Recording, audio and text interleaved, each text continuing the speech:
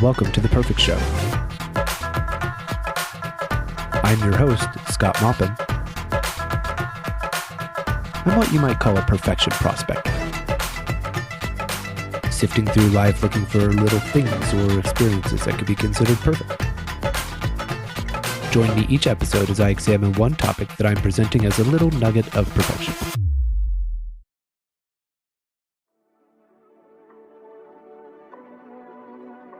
Photographs usually do a pretty good job of showing you what something looks like.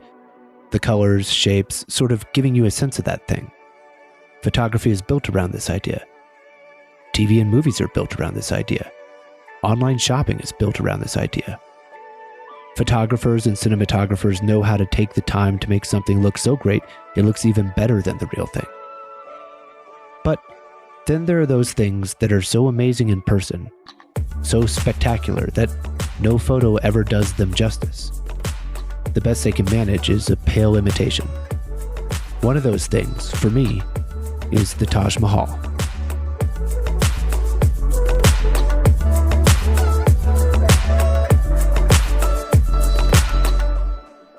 My mom was an elementary school art teacher for 40 years, and we always had these gigantic books of different artists' work with huge detailed pictures of their paintings. She would use them as resources in class to show students and for her own classes as she worked on her master's degree in the summers. Monet, Dali, Rockwell, Picasso, Gauguin, Van Gogh, Matisse. I was flipping through all of them over and over again from an early age. We would also go regularly to the Nelson Atkins Art Museum in Kansas City, so I grew up seeing paintings both in books and in person a lot.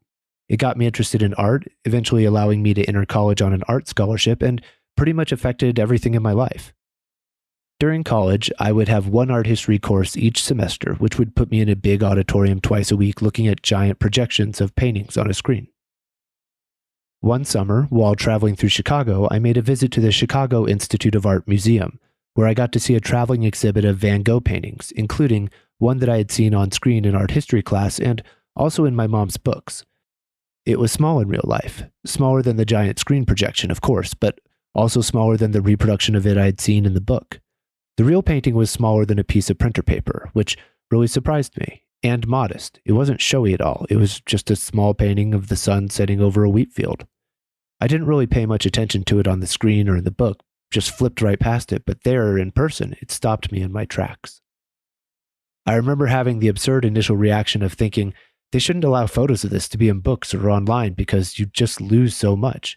The type of thing where it feels almost rude to show people the photograph of it first and let them think they've seen what the real thing is like. Pictures hadn't shown me the texture of the globs of paint or really represented the vibrance of the colors well at all. I hadn't had this sort of jarring disconnect when seeing any other paintings before, and I had seen a lot of paintings. This was just the one for me. It shot up to the top of my list immediately. The photos had shown me what the image looked like, but not at all what it was like to actually see the painting, if that makes any sense. Like a replica that doesn't really replicate the thing. Now, this sort of phenomenon has happened multiple times over my life, most often with landscapes or sunsets, stuff that just flattens and dies in a photo. It's happened a few times with paintings, like the one in Chicago, and once with a building. That building was the famous Taj Mahal in India. I mentioned last episode that I had my honeymoon in India, and we went there without a real plan apart from visiting the Golden Triangle trio of tourism cities, which are Delhi, Agra, and Jaipur, and then adding on a fourth city, Udaipur. Okay, so it's geography time again. This is beginning to become a regular feature on the show, I guess, but the Golden Triangle is that trio of cities in the northern part of India. India's total population is 1.38 billion. Delhi, India's capital city, holds 18 million of those people. Then, to the south of Delhi, 220 kilometers or 137 miles, a 2 to 3 hour train ride away, is Agra, a beautiful city known for the Agra Fort, but more famously for the Taj Mahal, which sits in Agra on the banks of the Yamuna River. Northwest of Agra, about the same distance, 230 kilometers or 143 miles, another 3 to 4 hour train ride away, is Jaipur, also known as the Pink City, and it's a center for a huge market of shops and bazaars and trade. Then Jaipur is 260 kilometers from Delhi again, and these three cities form a rough triangle. So that's the golden triangle that people talk of when they're talking about India. Down southwest of Jaipur, the second city I told you about, nearly 400 kilometers or about 250 miles outside the golden triangle is the city of Udaipur. It's a 7 to 8 hour train ride, so that's an all-day thing from Jaipur or an overnight thing from Delhi. Udaipur is a city built around a huge man-made lake called Lake Pichola. I say man-made, and because I'm an American, that always serves up a certain connotation in my mind as to what time period we're talking about, but India is a way different place with a way different timeline, so you have to adjust a bit to how that changes things. This man-made lake was completed in 1362, nearly 700 years ago. So, Lake Pichola has one island with a super fancy hotel on it. I mean, the hotel is the island, out in the middle of the lake, and it looks like a palace.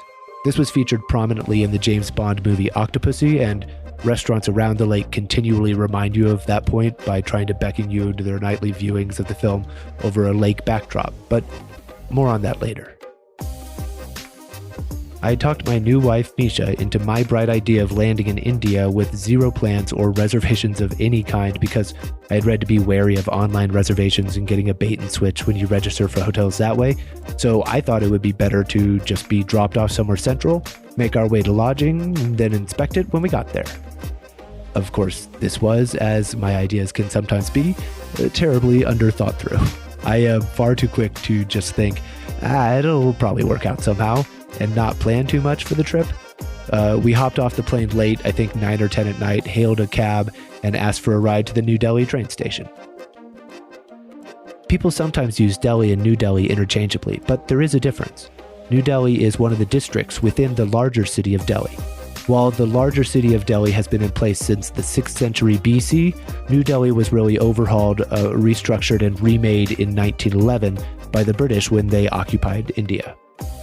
A lot of the buildings and roads are made with European architecture influences, so it's a trip to go from outer Delhi into New Delhi and then start seeing that British influence on things like Connaught Place, a large shopping area. New Delhi is where India's seat of government is and holds India's capital, but New Delhi is only 42.7 square kilometers compared to all of Delhi, which is over 46,000. So using Delhi and New Delhi interchangeably would be like using San Francisco interchangeably with Fisherman's Wharf. So it was the New Delhi train station where we had asked to be dropped off that night on our cab ride from the airport.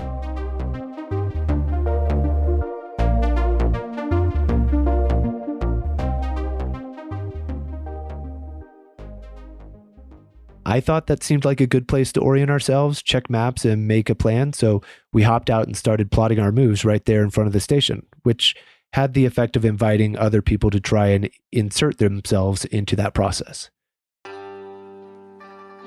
We got approached almost instantly by many eager gentlemen keen to show us to the spot we just must be looking for. We knew about these guys too. They get a cut from the hotel if they can bring in paying customers, so they will say anything they need to, not so much making sure it's all true. So we just started walking instead, which momentarily kept people from taking an interest in us. Stopping, especially to consult a map or book, though, would get us swarmed with unhelpful helpers offering unhelpful help. We must have looked like bright, shiny idiots that night, a beacon calling out for anyone who wanted to test their luck on the two new kids. We hadn't really gotten a chance to get our India legs yet. Ultimately, we stayed at a nicer place than we had budgeted for because of this, willing to call off our search because it was late. The place was very nice. It would only be for the one night. We were exhausted, and besides, this was a honeymoon, right? We had planned what cities we would go to, but not what order or how many days we'd stay in any of them. So, in the calm of that nice first hotel room, we decided that maybe Delhi wasn't our speed yet, and made plans to hop a train to Agra the next day. Agra is a smaller city. I mean, everything but Mumbai is a smaller city than Delhi, but Agra is also a slower city. This is the city with the Taj Mahal in it, and its economy largely revolves around the tourism that building attracts. That's what had brought us there.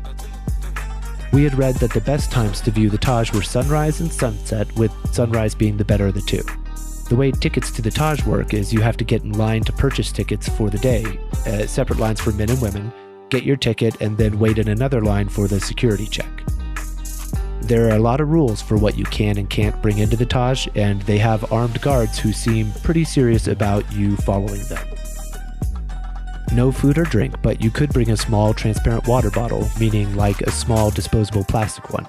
This is all the water you get for your time inside. You can bring your camera, but not a sketch pad or book or any writing utensil. I was making a sketchbook of my time in India, so I remember this rule well because I had wanted to come in and sketch or draw the Taj Mahal for sure, but found out the night before that I couldn't bring in my drawing stuff.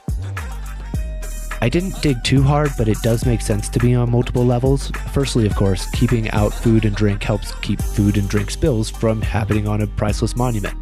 Prevents destructive critters who might want to eat that food and drink from being attracted. And the no pens or pencils thing makes sense too, because while I wanted to bring it and draw a picture of the Taj, I can imagine the temptation for people who want to visit and then draw or write on the Taj. When I visited Stonehenge in England, we had to view it from a ways away because they used to let people just walk up and touch the stones, but too many were chipping off small pieces to take home with them, so they had to rope it off and keep people a certain distance away because if they hadn't, according to the Stonehenge people, it would have been completely gone at the rate it was being chipped away before. So no one gets a chance to write on the Taj Mahal because we, as a species, completely can't control ourselves and we deface and destroy pretty much anything and everything when given even the slightest chance? Yeah, that sounds about right. They are very serious about keeping the place nice, and they post lists of the prohibited items all over. We saw ours in front of our hotel the night before in time to leave anything on the list back in our room, and you'd be wise to take note of these signs because if you bring something on them with you, either it's not getting in or you're not getting in, ticket or no. Items on the website and sign include drones, any tobacco products, firearms, candy, wire, bags of any kind, stickers of any kind, tripod, or material for prayer. Also, no electronic devices apart from your camera or phone. Mobile phones are to be switched off or on silent mode when you're inside, and they ask you not to make noise in or around the mausoleum. They even enforce a half-kilometer radius from the Taj where you can't operate any polluting vehicles, so that less smog would be in the air to stain the monument. That might be the most impressive ban to me, because Agra may be comparatively small to Delhi, but it still holds 1.6 million people. I'll tell you, anywhere else we went in India, a zone like that seemed like a completely impossible thing to establish and maintain. Even so, the Taj Mahal doesn't avoid all pollution, and every so often it undergoes a process called Motiani Miti, a traditional mud pack where mud is caked on by hand and then brushed off, and then the brilliant white shine returns until it's time for another rejuvenation later. Other items on the banned list might seem more curious at first: books of any kind, tripods, phone chargers or extra batteries, prayer materials, but this ties into the second reason why I couldn't bring my sketchbook with me. That reason, I think, is a less obvious one though. The Taj grounds are open from just before sun up to just after sundown, but your ticket is only good for entry once, no re-entry. So if you wanted to come in and see the sunrise and sunset, you'd need to stay all day and not go out. Stay all day without food, with whatever small amount of water you got in with, under the heat of the Indian sun. Extended drawing projects, books to read, cell phone chargers, or meals would make it easier for people to stay longer, which means the site gets more crowded, less magical, fewer people get to cycle in per day, they sell fewer tickets and make less money on the attraction as a whole. Speaking of tickets, they are different prices depending on your nationality. For Indians, the tickets are 50 rupees, about $1 when I was there, or 64 cents now, Google tells me. For foreigners, the price is 1100 rupees, with an additional 200 rupee fee if you want to go up and see the main mausoleum building, which you should definitely do. To go all that way and not see the main thing, I mean, just count the 200 rupees in the price of the ticket, so 1300 rupees total, or $16.74 today.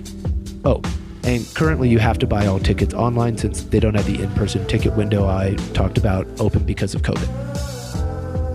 When Misha and I went in 2009, it was 500 rupees for the ticket plus 250 for the mausoleum add-on, so 750 rupees total, which was about $15 in, so not that different comparatively. It makes sense that the prices are so contrasted between Indian and non-Indian. It's an important Indian site, and it really should be accessible to everyone there. Also, the level of wages and cost of living disparity between India and the countries people come to visit the Taj from really makes it necessary to set the separate prices. Since we wanted to see the sunrise, we requested a wake-up call for like 3 a.m. the next morning. A wake-up call which ended up being a person coming over from the hotel office and banging loudly on the door with both fists. And then we made our way in the dark over to the Taj gates for sunrise. You can see the top of the Taj Mahal from some places around it, but the grounds have a tall red sandstone wall around them, which makes going inside the only way to really see the front of the structure.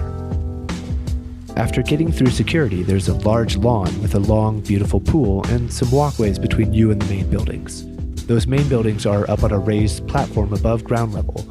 This is the view of the Taj Mahal that probably 99% of the world is familiar with, the pool of water reflecting the structure to make a second image of the Taj for the photo.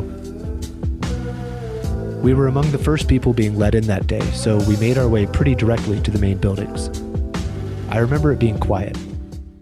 India had been a place that, up to that point, had seemed extremely loud to me, with sounds always coming from every direction, but this was quiet, tranquil even, especially considering I was among a bunch of other tourists at the very moment. At the base of the platform, there's a spot to put your shoes. It's optional, but I'm really glad I did it, because without my sandals on, I was able to stand foot to marble on one of the most amazing structures on Earth. I remember the ground being cool, not cold, but more than anything, I remember it being remarkably smooth under my bare feet. So, the Taj Mahal is a mausoleum, meaning it houses a tomb inside, and it was built between 1632 and 1653 by Emperor Shah Jahan. Shah Jahan was emperor of the Mughal Empire, which controlled a giant chunk of South Asia and was, in many ways, India before India. He had the Taj commissioned as a mausoleum to house the tomb of his favorite wife, Mumtaz Mahal, who died while giving birth to her 14th child. Wow, 14th. Okay, so there's the white main building that most people are familiar with, but the Taj Mahal complex is actually 3 buildings next to each other. On either side of the white marble Taj Mahal are giant red sandstone buildings that face inward towards the Taj. One is a mosque, that's clear. The other's purpose is a bit more ambiguous. Theories are that it could have been a guest house or used for something else. It could have even been built just to balance out the mosque and make the site more symmetrical. I read that theory too, but it seems the knowledge of why it was originally built has been lost over time. The mausoleum in the center, what most people think of when they imagine the Taj Mahal, is made of white marble with intricate carvings and inlaid precious stone. Most Mughal buildings at that time were constructed of the red sandstone that made up the buildings to either side of the Taj and the nearby Agra fort. But Shah Jahan wanted the Taj made out of white marble, and he was sort of the first person who did that. And it caused a wave of similar design in Mughal architecture following the Taj.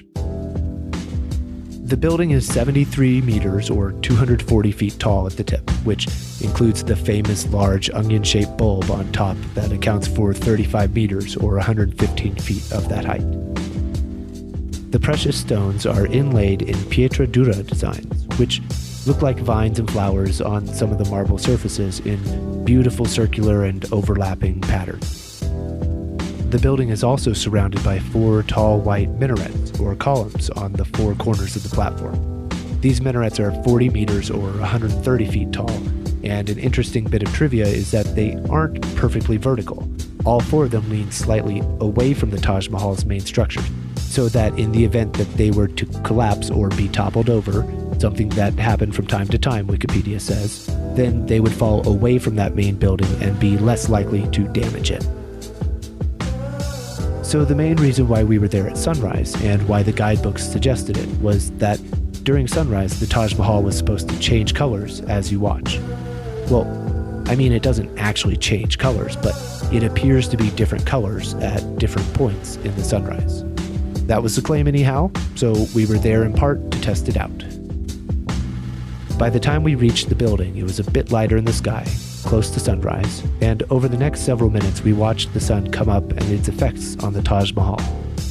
There's a lot going on with this building, so the best place to see this color change effect is via the smooth, large bulb on top. Because of the dome's height, the colors sort of start there and then wash down over the rest of the building gradually. In the beginning, the whole structure is a bluish hue in the early morning light, with the cool night sky behind it. Then, it almost imperceptibly shifts to a beautiful pink briefly, first on the dome, then down over the whole thing, followed by a gorgeous yellow for a bit, and then ultimately transitions to the brilliant white that it wears for the rest of the day. I've never seen the Northern Lights, but I imagine that's the same feeling of planning out something and then being in the right place at the right time to witness a phenomenon. I locked that moment into my memory, with the cool wind blowing and quiet conversations in many languages just barely audible in the background, watching the most amazing building I had ever seen in person magically change colors before my eyes.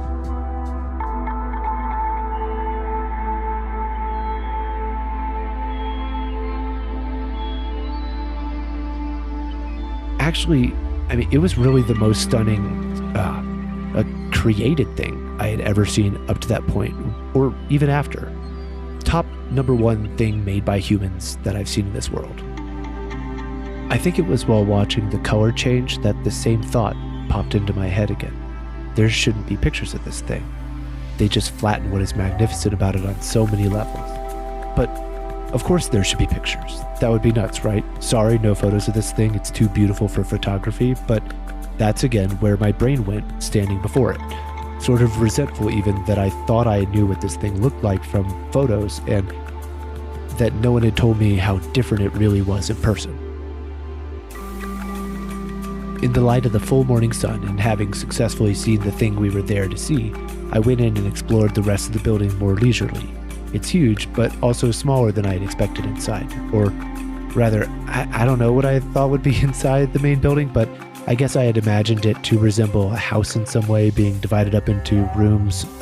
That's not at all what it was like. There's no electricity there. Maybe that's obvious, but it means that inside you can look at the mausoleum and touch blocks of marble that were intricately carved hundreds of years ago, but the light you're working with is whatever's made its way in from outside and then was not also being blocked out by other tourists. Inside the center of the structure are two ornate tombs, one for Shah Jahan's wife Mumtaz Mahal, and the other for Shah Jahan himself, who died in 1658, only 5 years after the completion of the construction on the Taj. Well, actually Wikipedia says the main building mausoleum part was essentially done in 1643, but work on other phases continued for the next 10 years or so. So he really died more like 15 years after the Taj was built. These two ornate tombs, however, are both empty inside. The real tombs for Shah Jahan and his wife are on a lower level, closed off and arranged very specifically with their heads turned to face Mecca. After exploring the main building, we explored the mosque and the maybe guest house, maybe just built to be symmetrical house on either side of the mausoleum. They were less crowded by far, but I just kept turning back and looking at the Taj from whatever other building we were at. I couldn't help it. Meanwhile, I of course took tons of photos, some of the Taj, some of us in front of the Taj, the thing where you pretend you're touching the tip of the dome from the right angle or whatever. When push came to shove, the there shouldn't be pictures thing didn't really slow me down any here, I don't think. I remember hanging out on the grounds for a little while, soaking in the everything I could until probably mid-morning when we decided it was about the right time to head out. After a short nap to recharge in the hotel, we were back out on the streets of Agra, and I was still processing the Taj Mahal. We had come to Agra just to see it, and now that we were planning on leaving Agra the following day, but I was still churning over the experience that had floored me that morning. The next day we would be hopping a train to the third city on our journey, but that also meant one more sunrise here, and I was keen to try for a second bite at the apple with regards to seeing the Taj Mahal. The problem was, however, that this would be a Friday morning, and the gates of the Taj are closed on Friday, so no tickets and no one inside the walls. But there were other options. There's an entire side industry based around every way possible to see the Taj without going through those gates, and Friday, of course, was the busiest day of the week. The monument is built on the western banks of the Yamuna River, a big waterway which runs through Delhi, through Agra, behind the Taj, and eventually into the Ganges River. So the next morning before sunrise, we walked down to the water where you can hire a boat to take you out to see the Taj from the river. This is probably the second most famous view of the Taj, and if in pictures you were seeing it reflected over a wide stretch of water and not a narrow one, that's the Yamuna River and you're seeing it from the back angle. This is also possible because those tall red sandstone walls that go around the monument stop at the banks of the river, and there's no wall around the backside. So it seems like this would be a good place to slip around the edge and maybe get in for free, but the multiple armed guards I saw patrolling these points might disagree. We found a boatsman with a large flat wooden barge type thing, negotiated a price, and then he used a large stick to propel us slowly out into the middle of the Yamuna waters, like you'd see them use on canals in Venice.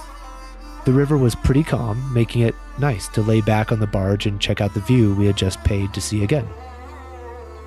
The sunrise was amazing, as sunrises usually are, but while the skies lit up in different colors, from this orientation they didn't have the same effect on the Taj Mahal. Well, I mean, not on the side we could see, which was the backside. The early morning light changed colors again, but the Taj really didn't this time. I think I caught a little of it off the sides of the bulbs and column, maybe, but not really the same at all. The boatsman hadn't been as strict with his security procedures, so I had brought a backpack aboard and was using it as a pillow, and I had also brought my sketchbook with some pens and pencils. I sat up after we got a good enough view and started drawing. The boat was moving constantly, changing the angles of what I was seeing, so I had to work fast. I managed a few quick sketches in pencil and then spent the rest of the ride trying to work on one in ink. I enjoyed drawing, as I usually do, but I wish I could have had longer or been on a more stationary point to work from. Still, this was letting me draw the Taj Mahal, which 24 hours ago had not been possible, so I wasn't trying to look any gift horses in any mouths. We went back to the shore after a bit, got off the boat while the boatsman negotiated with new riders, and walked back up to the city for the rest of the morning until our departure time. We had checked out of our hotel that morning, so today we would just have to power through until we boarded the train. We were joined for part of our walk by a skittering pack of monkeys loudly running away from some absent-minded tourist who had apparently left their bags of chips and snacks a little too unguarded. And that was it for Agra. We went to the station after lunch and hopped on the train to the next city on our itinerary, Jaipur. We did a little exploring and shopping in Jaipur. We went to see a Bollywood movie from the balcony of the famous Raj Mandir theater there, but for me, nothing there really compared to the Taj Mahal. I think the city itself was maybe full of more interesting points than Agra, but none of those points peaked as high as the Taj did in my book, if that makes sense. For the movie, we just went to see whatever was playing, which ended up being the perfect one for us. The film is called Dubole Hadipa, and let's just say it isn't rated strongly on IMDb, but we quite liked it, maybe even for the same reason that IMDb viewers didn't.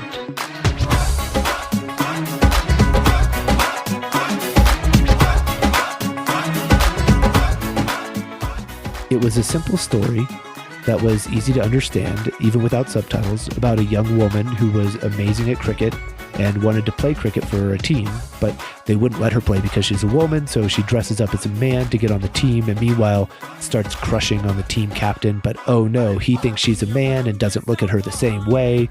Or what confusion and hilarious mix-ups which ensue. Oh, the elaborate shenanigans she must concoct. And we're talking Toodaloo, drive-by fruiting, Mrs. Doubtfire levels. Like a reverse Ladybugs with Jonathan Brandis. It was about cricket, which I don't really understand, and in Hindi, which I understand even less, but the gender-swapping love story part was simple enough that we followed along just fine, with killer songs and elaborate dance numbers along the way, complete with long flowing strips of colorful cloth and Ferris wheels. Just delightful.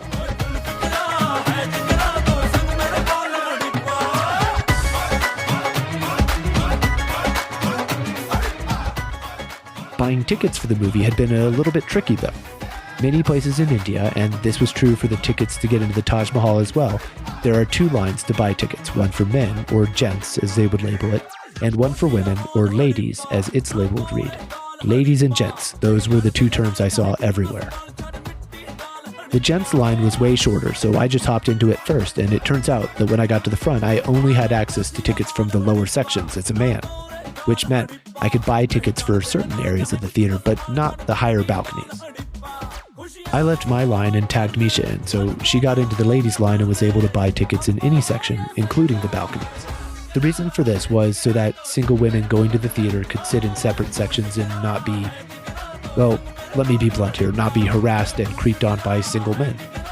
So women had access to more parts of the theater, and married couples wanted to sit in those nicer sections of the theater too. So the ladies' line was long because it represented single women and the women half of many married couples looking to buy tickets in those nicer sections, like how we were. But we got balcony seats, ate samosas, loved the movie, and just the whole experience was wonderful.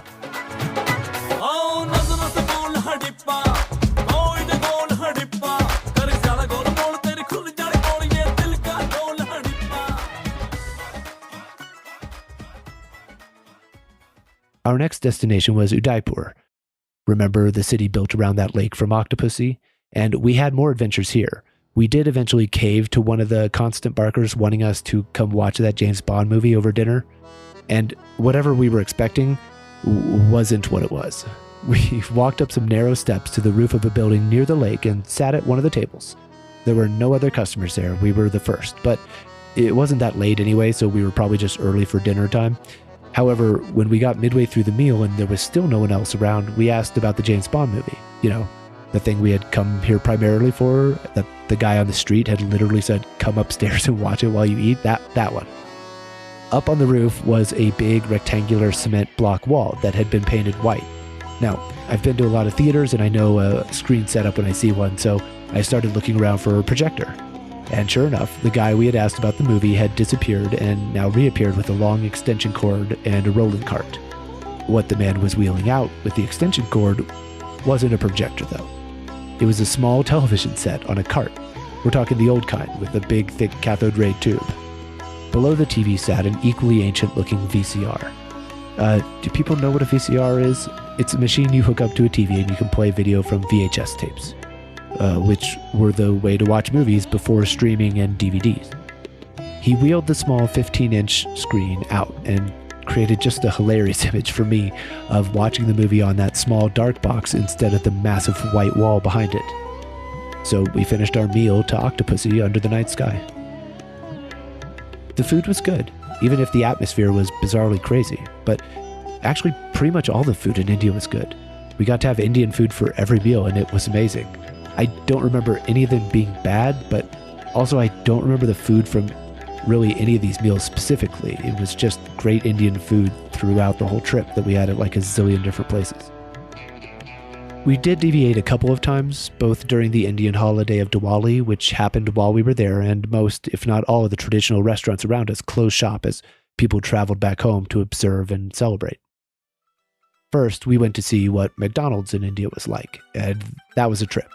They don't serve beef, which may be obvious or may not be, but people who practice the Hindu religion don't eat beef, and that's a sizable percentage of the Indian population. Another sizable chunk of India is Muslim, and practicing Muslims don't eat pork, so there was none of that at McDonald's either, meaning no hamburgers or bacon, and that meant a ton of sandwich and menu options that I had never seen before. The McChicken seemed like the flagship item with a McVeggie by its side because, again, a large number of people in India are vegetarian, so all the menu items like the Pizza McPuff, another thing I saw, were coated with little green dots to signify they were vegetarian items or red dots if they weren't. The other Western restaurant we tried one night during Diwali was Papa John's, and that was surreal as well. I mean, I think it was just pizza with Indian-ish toppings as options, but the fact that we found a Papa John's there in Connaught Circle, New Delhi of all places was just wild to me. All the Indian restaurants we ate at were chock full of delicious curries, but nothing that really stands out individually. It's just in my memory that all the food on our trip was really, really good. In all, I loved my trip to India.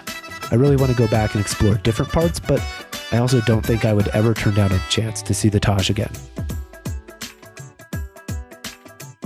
I'm obviously not the first one with this take on the Taj Mahal. It's not even all that unique. I mean, the building is so undeniably impressive that it drives the industry for an entire city. So impressive that it became a symbol for the country, really one of the biggest countries on Earth. People have been inspired by the Taj since it was originally built, and I'm just one in a long, long line. Another person ahead of me in that line would be Bill Harlan. Back in the 1970s, Bill Harlan, a wealthy land developer turned vineyard owner, was so inspired by the Taj Mahal that he decided to build one of his very own. There are actually several replicas of the Taj Mahal in different parts of the world, enough of them to have their own Wikipedia page, where I would say some are definitely more notable than others. There are scaled and incomplete replicas in Bangladesh. Other replicas are Taj-inspired buildings across India, including the Bibi Ka Maqbara in Aurangabad, built by Shah Jahan's son in an attempt to outdo his father's Taj Mahal. Classic father-son stuff. Luckily, my dad didn't build a Taj Mahal, so I didn't have to build one either, but Emperor Aurangzeb wasn't quite so lucky. The page has small Taj replicas in theme parks in India and China, as well as a Lego version at Legoland Malaysia, which I looked up pictures for, and it's impressive. It looks like they made it to scale for the size of the Lego minifig people. Some mosques made the list. While not exact Taj replicas, you can see the clear and heavy inspiration on these partial copies, but one replica on the list stuck out to me the most, both because of its location and its description. The location was Sausalito, California, less than an hour from where I live in Oakland. The second interesting thing about this entry was the replica's title itself. It's listed as the Taj Mahal Houseboat. What? Google calls it the floating Taj Mahal. It's a houseboat that was built with distinct architecture inspired by the real Taj Mahal, and this is the replica that Bill Harlan decided to make 50 years ago. Okay, here we go. The kid from Kansas is about to talk houseboats. I never grew up around water or boats, really. I didn't know much about houseboats, certainly. So I ended up doing a little bit of research for this.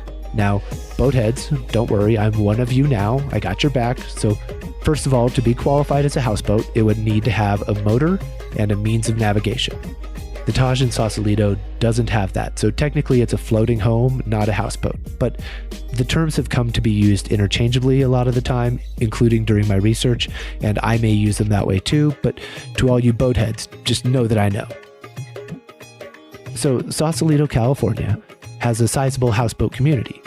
It dates back to just after World War II, when people moved up to the city just across the Golden Gate Bridge from San Francisco and found calm waters there in Richardson Bay. Without any regulations or rent to pay, there were soon all manner of homes making up this houseboat community. Pretty much anything that floated would do. Then, during the late 60s, a man named Forbes Kiddo decided to do a bit more. He devised a waterproof concrete mixture and a way to mold it into deep concrete holes as foundations for floating homes.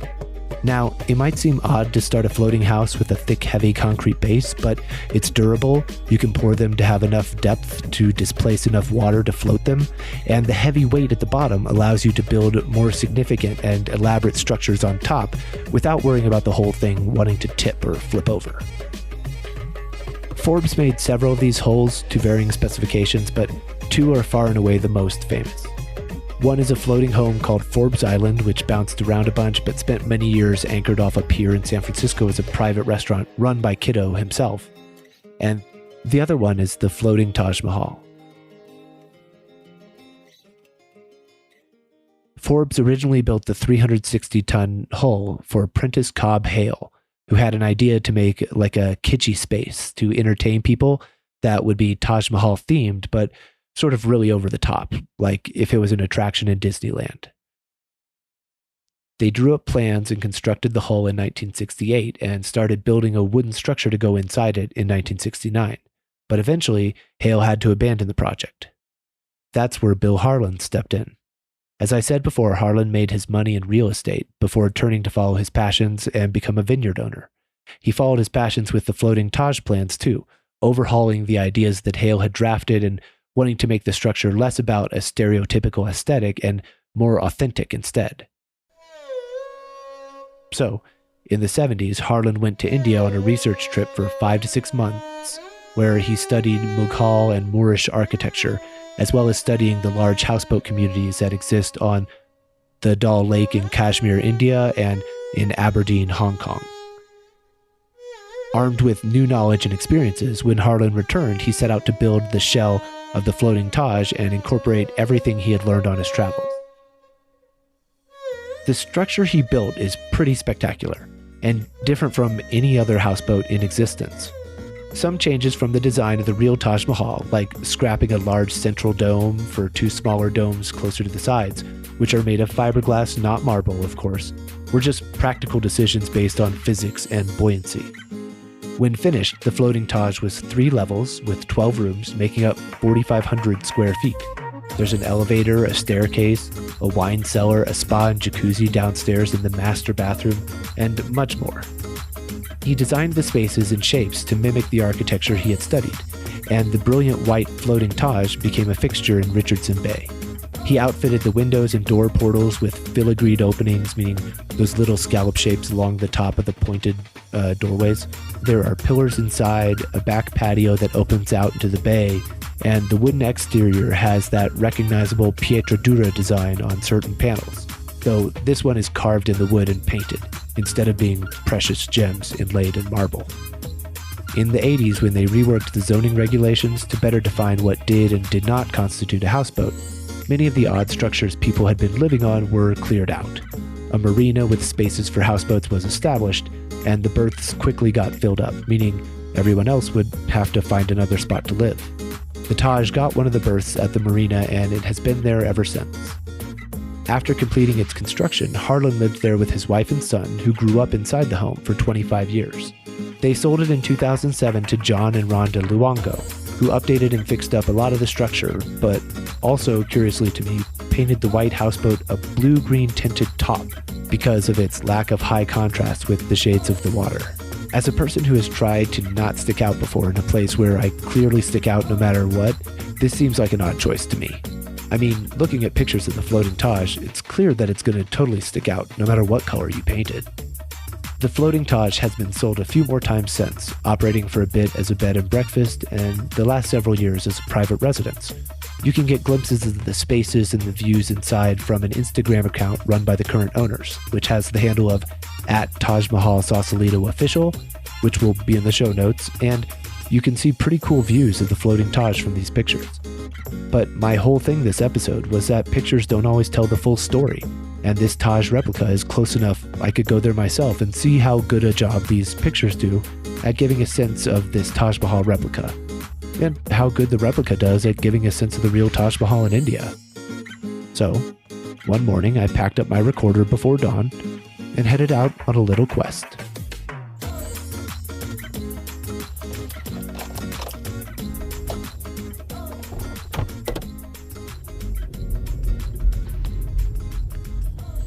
So I'm driving out to the houseboat, and the plan is to check it out during the sunrise and see if it changes like the real Taj Mahal does. Spoiler alert, I don't expect it to. But let's see the sunrise anyway. The houseboat is moored in a marina, but just like a house on a public street, you can walk up to check it out. Just be respectful about it. Okay, so I've arrived in Sausalito. It's 5:40 in the morning. It's getting to be a little light out. I'm making my way to the dock to see this before the sun gets all the way up. I see it down at the end of the dock. The floating Taj is in silhouette, mostly gray. I can make out the features on it. It's not that dark.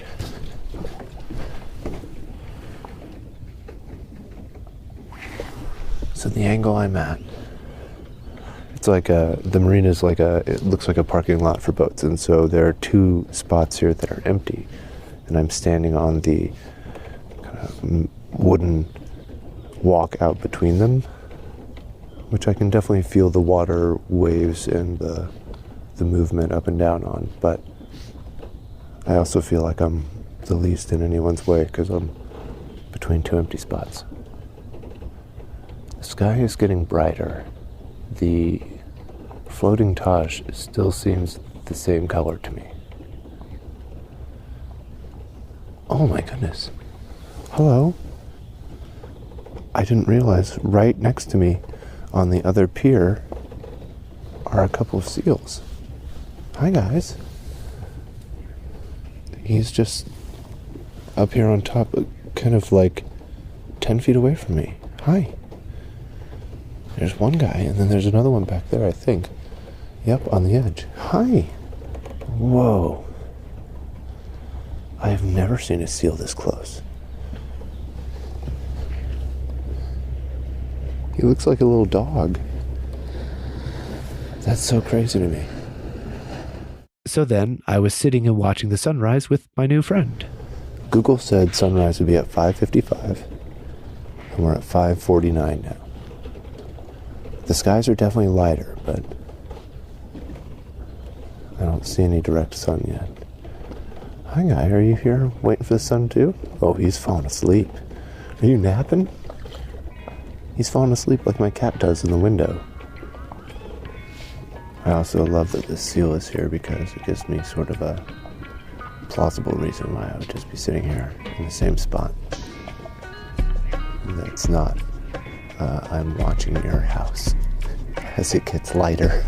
That feels, unless you've heard the whole story, that feels very awkward to try to present as my reason for why I'm doing this. But the seal here gives me cover, because I can be watching this little guy.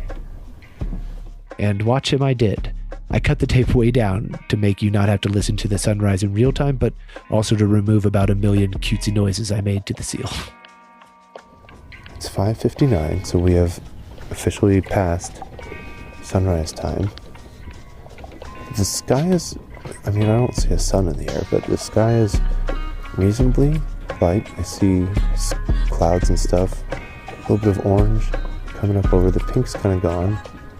I'm seeing also now that it's lighter, the designs here that I thought were just cut out designs are really kind of like the Taj. They look like they're inlaid with, if not jewels, probably not jewels. They're probably inlaid with paint to make them the different colors. It's like a flower design with purple flowers and green leaves and stems.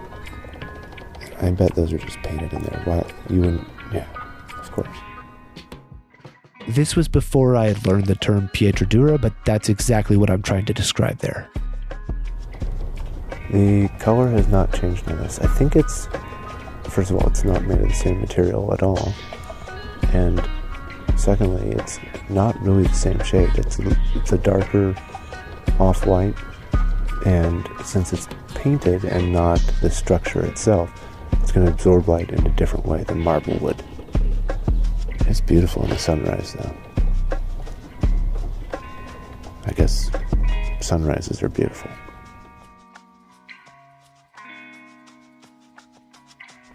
I can see little bits of light through the paneling on the side. So the edge of the sun is really peeking up right next to the floating Tajes. And this is the first time it's hitting direct sunlight. And the bulbs still seem to be the same off-white sort of color.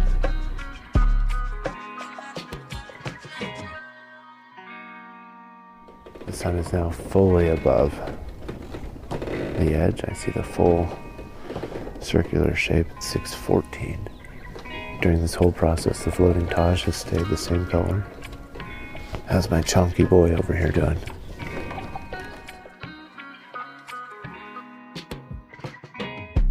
There was a lot different between this floating Taj Mahal and the real one, of course, and seeing it didn't really give me any deja vu of India or anything, but I wasn't just here to watch the sunrise. I was also here to do one thing I could never do at the real Taj. the sun is up. The floating Taj is the same color. And I'm gonna go back to the car and get my painting stuff. Yeah. Alright, be right back, chunky boy. Okay. Well, that was cool. My first sunrise in a while, and I get to do it for this. I'm not bad.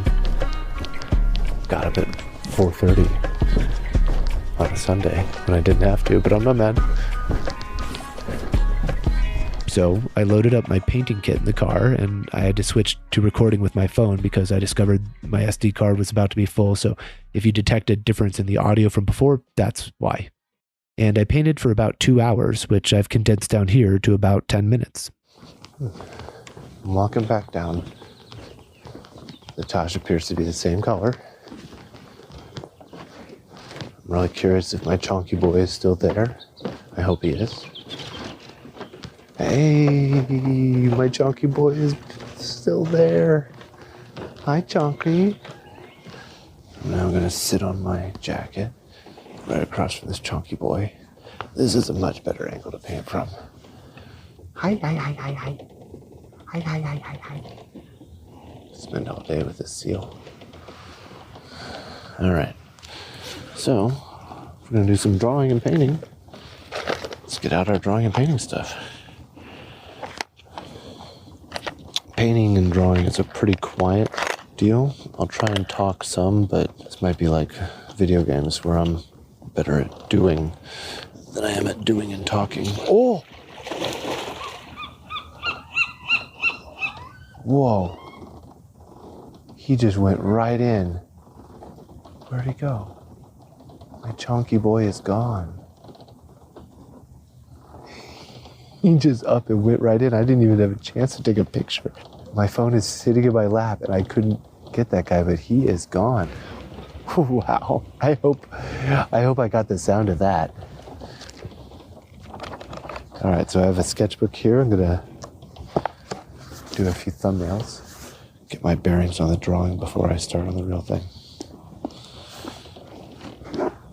Everything is floating, so getting a solid perspective point is a little impossible, but we'll just see what it's up. Everything's floating, everything's moving. Where do I want that dome? Maybe I start with placing the dome in my composition. And then put everything else around it. In the right spots. Right portion. Oh, there's a bicycle. Yeesh. I make that noise not because I hate bicycles, but everyone sees bicycles all the time. You kind of know in your head instinctively what a bicycle looks like or doesn't look like. So when you try and paint one or draw one and it's off, it really sticks out. Make some note of some other details to be sure to include on my painting. Okay, decent, I'll paint that. Now I move on to my watercolor paper. Brushes, paints, and water, that's all I need. Oh, I miss my chunky boy. Next step is drawing it on the watercolor paper.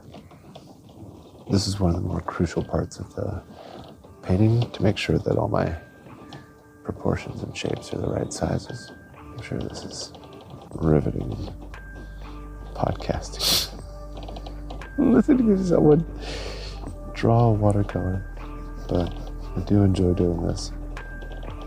It clears my head, kind of settles me down. Okay.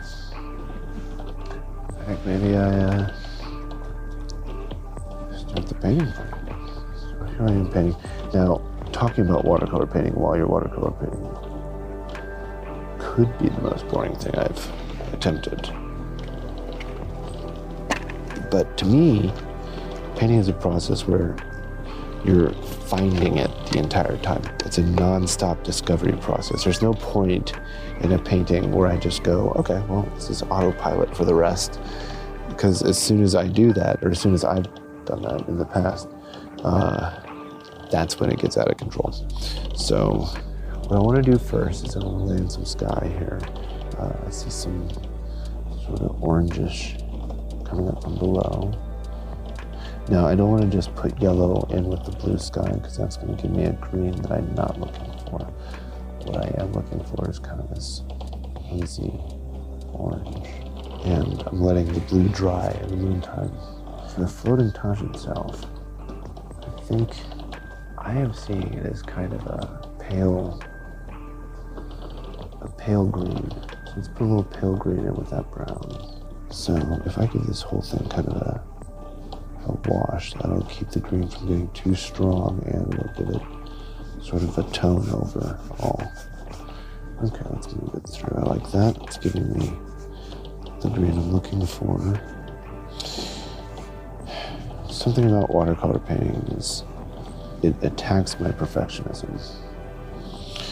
I have, especially when I was drawing with pencil and paper, I would have a real problem making myself latch on to how I wanted it to be exactly and giving no room for any deviation. And if I did deviate accidentally or for whatever reason, I was completely beside myself and often just threw the thing away.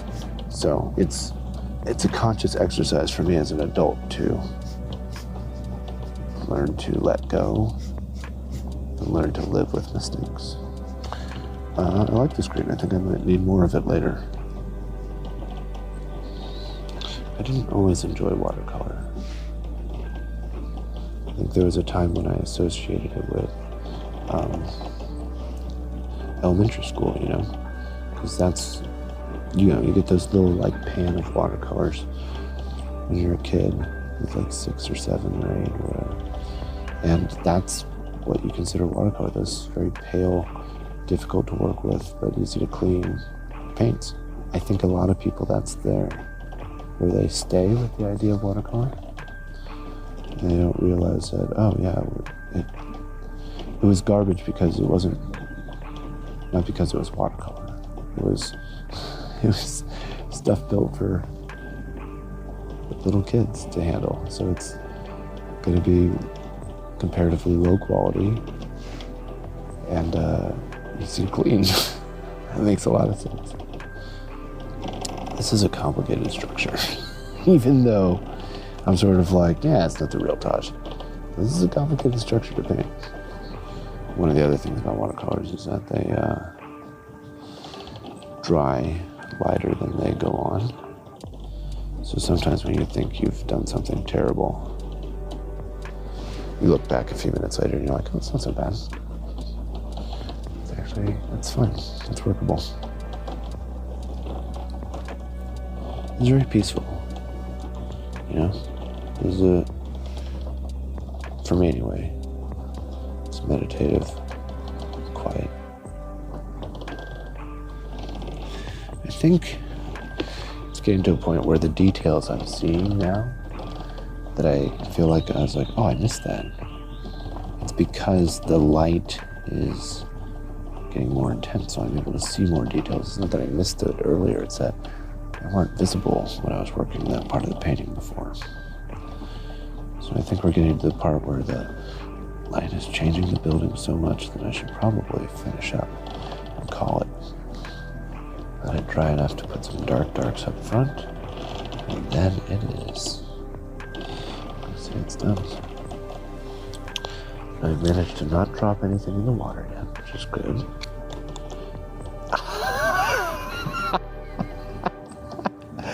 Just as I say that, I drop a piece of, it's not super important, but just as I said that, I dropped a piece of this brush, the thing that holds it and keeps it pointy or protected inside the tube. I dropped that and it went right into the water and sank right down. That's gone. All right, I think My painting is dry now, so I can pack it up. That was pretty fun. I should actually, I should come out. I should do this more of weekends. Get up early and sort of come out and paint. That is a spectacular way to spend a morning for me. Final view of the floating Taj Mahal here in the sunlight. What a cool building. Even though it's not as cool as the regular Taj Mahal, that is still a really cool building.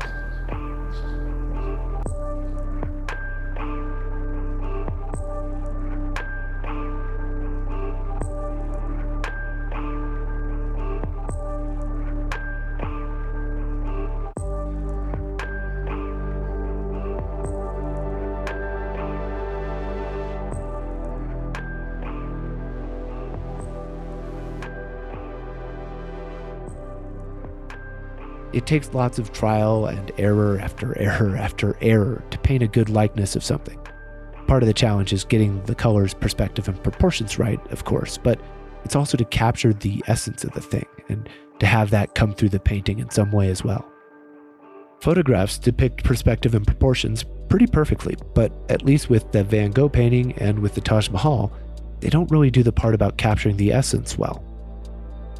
In the end, this replica of the Taj Mahal, the floating Taj Mahal houseboat, wasn't at all like seeing the real Taj. It didn't have the same feeling, the same energy that made the real Taj so astounding. So in that sense, as a replica, it doesn't really compare to seeing the real thing. But that's kind of where this story started too. The floating Taj wasn't a good representation of the real building, but none of the hundreds of photos I had seen of it were either. The Taj Mahal is one of a kind. It's one of the wonders of the world for a reason. A photograph may feel like it does the job, and it does to an extent, but in reality, the original building is like some paintings, like some places in nature, one of those things that can be copied, but never quite perfectly. Things that defy depiction, that resist replication.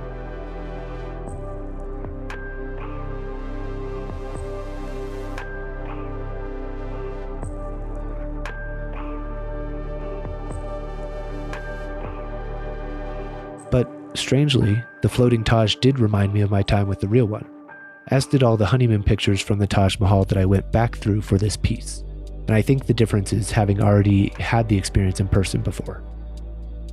When you haven't seen the genuine artifact, I do think a photo just leaves out so much. But if it's already something you've experienced, then a picture or replica, while not showing others what the real thing is like, can trigger in you memories of that real thing and let you swim around a bit in the feelings and thoughts you had at the time. Does that make sense? Pictures of a thing before seeing it, I think, sometimes blunt that experience or are a poor replica of it. But pictures of one of these things that you've seen in reality can bring back the vivid memories of it and revitalize those experiences in your mind. Now, I'm not urging everyone to just book passage to India and go see the Taj Mahal for themselves. Far from it. It doesn't need to be that one at all. These spots are around, big ones, small ones, just things you encounter that you know no picture could do justice. Things that you realize in the moment you have to be there to really appreciate. I think most people come up on a few over the course of a life, and a few people are lucky enough to have several of these, more if you go out chasing them, but I think everybody gets the chance to see some, as long as your eyes are open and you're open to looking for them. Then after, you can revisit those memories from time to time, wipe the dust off the surfaces and clean the cobwebs out of the corners, keep the colors from fading. I mean, that's a little bit of what I do here with this whole podcast, attempt to sort of describe and revisit things from my past that I don't want to lose, while I try to connect them with something in the present.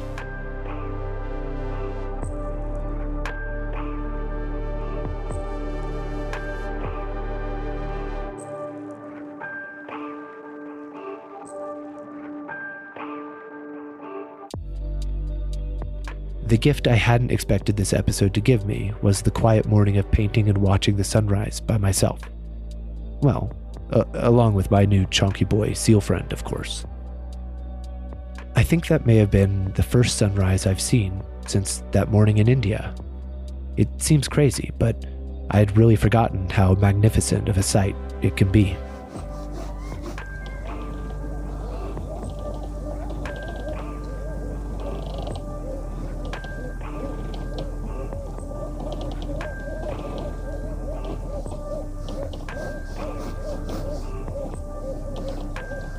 And with that, sunrise on the Taj Mahal becomes the next entry into the Perfectorium, the index of perfect things.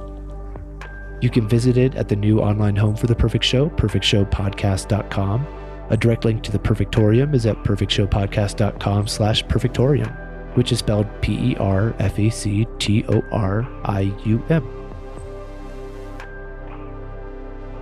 Special thanks to Trappy808, who did most of the music I used in this episode. You can find the info for all the other artists and music credits for everybody in the show notes and on this episode's webpage. You'll also find some pictures there I took of the Taj and other things in India that I talked about here. There will be a scan of the painting I made, so you can check that out, along with photos I took of the floating Taj, the Chonky Boy, and a little video that shows off both of them a little bit. Contact the show through perfectshowshow@gmail.com. Connect on Twitter, YouTube, or Instagram to the name Perfect Show Show. And our call-in number is 616-PERFECT-Z. That's 616-737-3329. This episode was recorded and mixed in South Lake Tahoe, California, while my wife and kid are out at a pool. They're great outside. I, however, have the complexion of someone who should spend the sunniest parts of the day inside making a podcast. And so I have.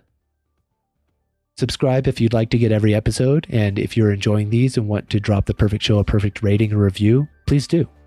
It's the easiest way to support the show. And also, can I ask a small favor? If you're liking these, could you share it in some way? I haven't figured out any sort of marketing strategy for this, apart from making the best episodes I can, but if you can tell someone else who you think might enjoy what I'm doing here, that's really the way it can grow. And remember, I didn't really talk about this enough, but if you love Indian food like I do, then India is actually a fantastic place to get it. Like, all over, at tons of places, just some really good meals. So yeah, if Indian food is your jam, then that's really one of the best spots for it. India. Anyway, until next time, I'm Scott Maupin, and thanks for listening to The Perfect Show.